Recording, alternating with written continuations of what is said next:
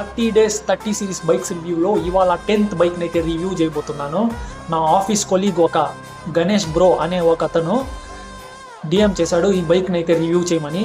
ఆ బ్రోకి ఈ గాడి ఫన్నీ సైడ్ గురించి అయితే తెలుసు, కానీ రియల్ ఫ్యాక్ట్ తెలిసినాక ఆ బ్రో రియాక్షన్ ఎలా ఉంటుందో తెలుసా?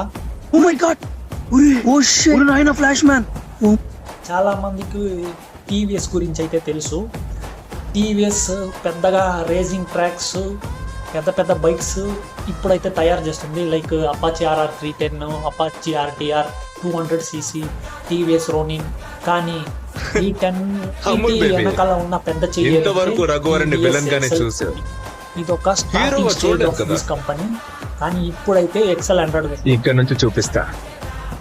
చాలా మంది మిడిల్ క్లాస్ కుటుంబాలకి ఈ బైక్ అయితే అన్నం పెట్టిందని నేను చెప్తాను. ఎందుకంటే ఎగ్జాంపుల్ ఫార్మర్స్, కిరాయి కొట్టోళ్ళు చాలా మంది ఈ బైక్ని అయితే వాడతారు.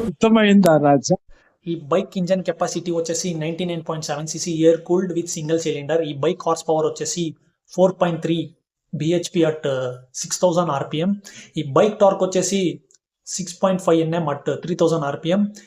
ఈ బైక్ వచ్చేసి గేర్లెస్ ఆటోమేటిక్ రైడ్తో అయితే వస్తుంది.